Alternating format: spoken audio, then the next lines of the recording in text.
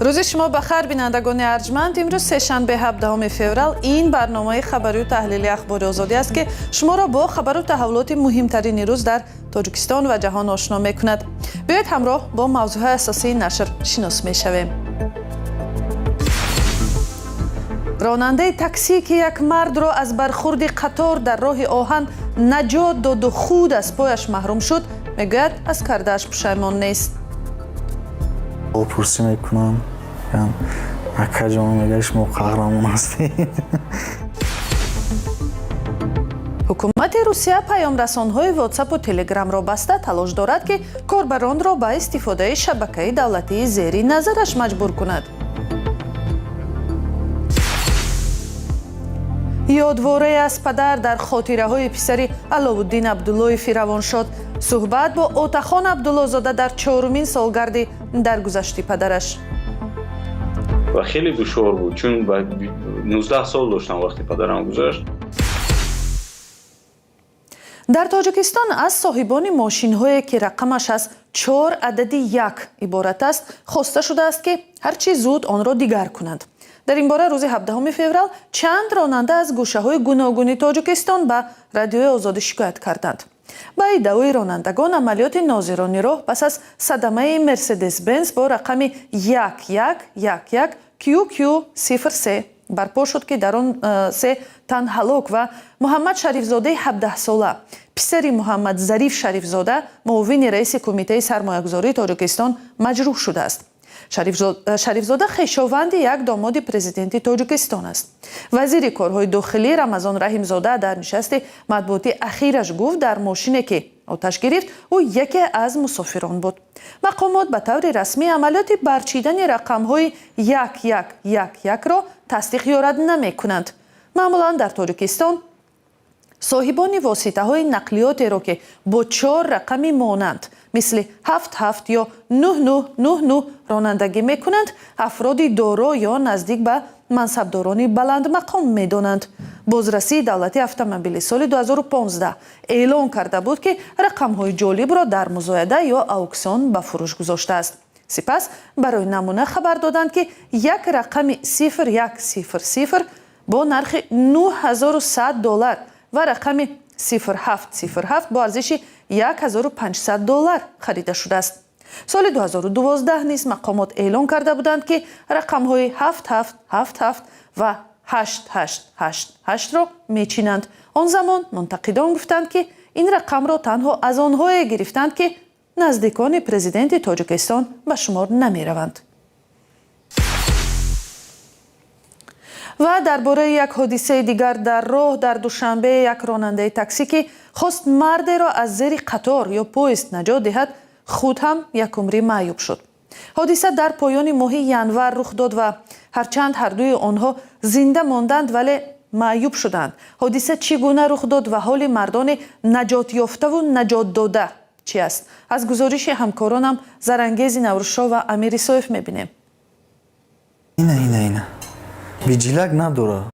دیده؟ این جوان 33 ساله هنگام نجات مردی از زیر چرخ قطار یک پایش را از دست داد. عابد شاه مردانوف 30 ینور چون هر وقت در شهر دوشنبه تاکسی میراند بخبر از آن که آن روز زندگیش به تا و بعد تقسیم می شود.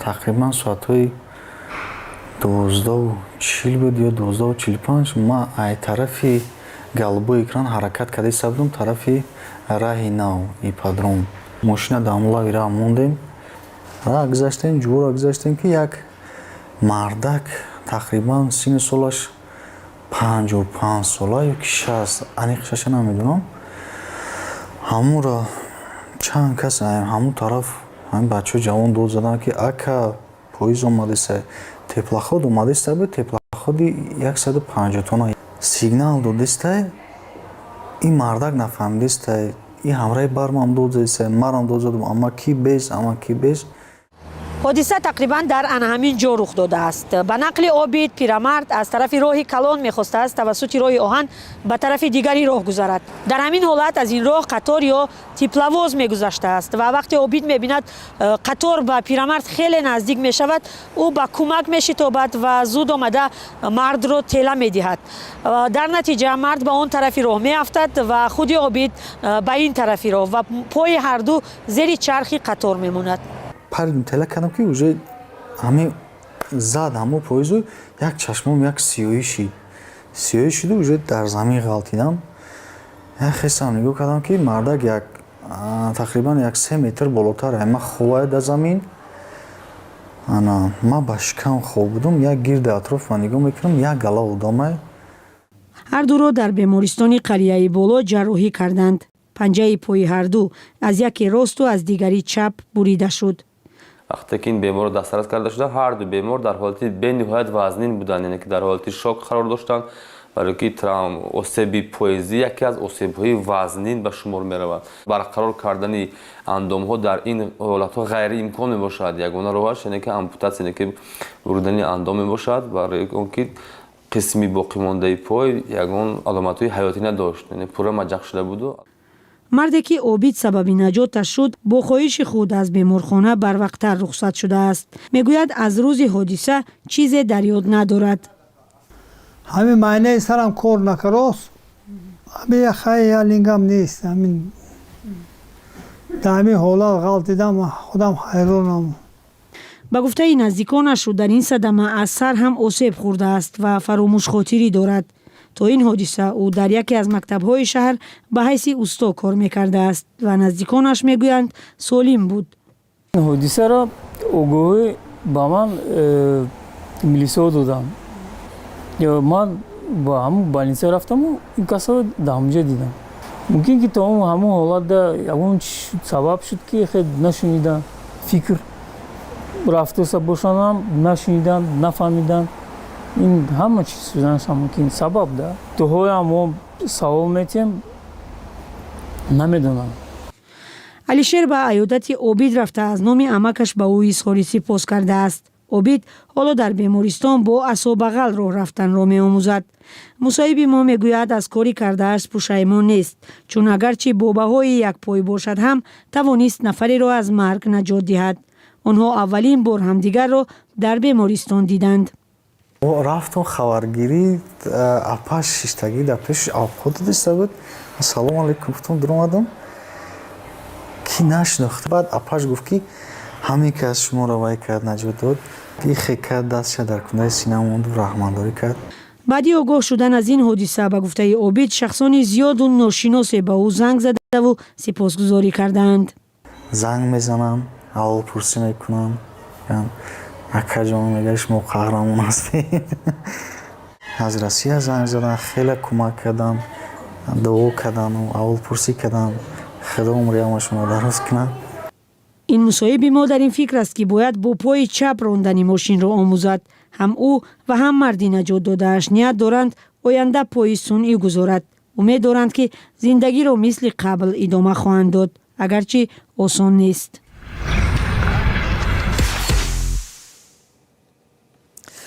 кремл охири ҳафтаи гузашта эълон кард ки барномаи паёмрасони амрикои WhatsApp-ро ки ба шабакаи иҷтимоии Meta Platforms тааллуқ дорад, ба далели риоя накардани қонунҳои маҳаллӣ дар Русия комилан баста аст.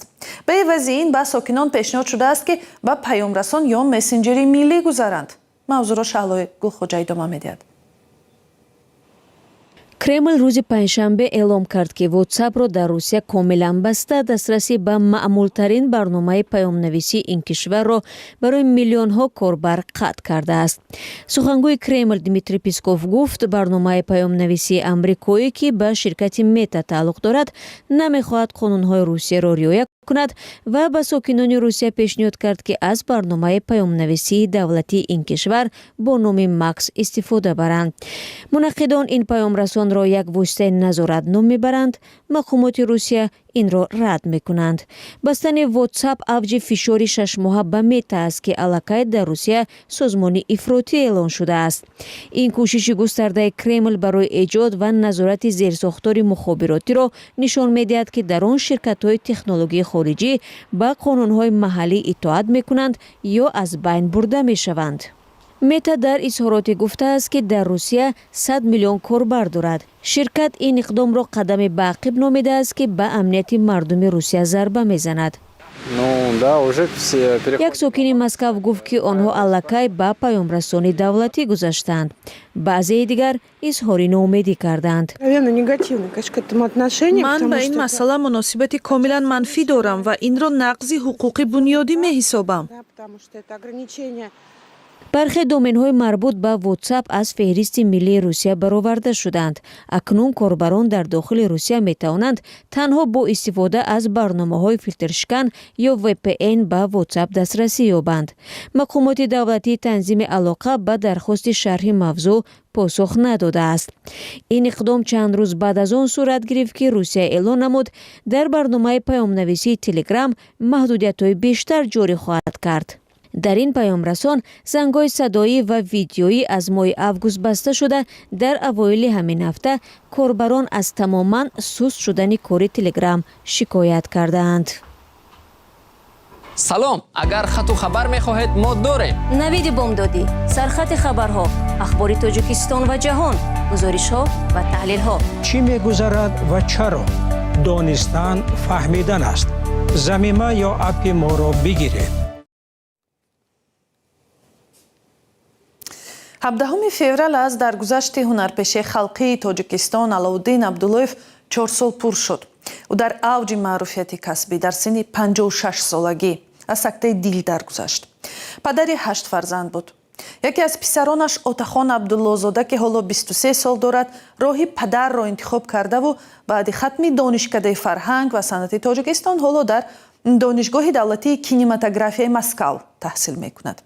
дар як суҳбат бо Отахон Абдуллозода пеш аз барнома нахуст хостам бигӯяд 4 соли бепадариро чӣ гуна пушти сар кард. خیلی دشوار بود اینا قبول کردن و یعنی قبولم کردم اما چون میدونیم که زندگی خود پستی و خود پستی ها دارد و همون مانعه هایی است که باید گزارش کنیم و خیلی دشوار بود چون 19 سال داشتم وقتی پدرم گذشت و اون من در کسبیت گویم اگر دشواری ها هم پیش می اومدند و یگانه چیزی که کمون بیش همون دشواری هایی که پیش می اومدن و گزارش میکردم این همون مسئولیت های خودی پدر بودن. дигар саволи ман аз Отахон дар бораи сабабҳои даргузашти ногаҳонии падараш буд, чун он замон атрофиёнаш гуфтанд талаби аз ҳад зиёди кору масъулияти калон дар омодагӣ ба Наврӯз боиси эҷоди фишори зиёд ба ӯ гардид. дар ин бора чӣ мегӯяд? вақте ки ҳунарманд, яъне вақте ки масъулиятшинос аст, новобаста аст чӣ кор аст ки вақте ки ба ҳунару ва санъат яъне вобастагӣ дошта бошад кор, ягон монеа, ягон душворӣ шуда наметавонад. ва фикр намекунам ки ин камакак фишор аз омодагиҳо бошаду аз ин он, чун ин насиб аст ва бо як чӣ гӯем, бо як эҳтиром, бо як кайфият ба ин кор машғул мешудам. ва сипас аз Отахон Абдуллозода хоҳиш кардам дар бораи 3 хислати беҳтарине ки аз падар омӯхтаву мехоҳад ба фарзандони худ ҳам онро омӯзонад чӣ аст бигӯяд? атрофиён аввал, дуюм падар ҳамеша таъкид мекарданд китоб хондан, яъне мутолиаи китоб. ва сеюм новобаста яъне чӣ коре ки иҷро мекунем, яъне як масалан чӣ коре ки ҳаст, чӣ бошад дар театр ё дар саҳна ё дар зиндагӣ умуман дар чӣ коре ки ба анҷом намерасонем он корро бо ишқ бо муҳаббат бо меҳр ба анҷом расондан чун кори мо аст он корро бо як дӯстдорӣ ба анҷом расонидан мекунем. ташаккур писари ҳаҷвнигори равоншод Аловдин Абдуллоев, Отахон Абдуллозода ин барномаро ба анҷом мерасонад. худо нигаҳбон.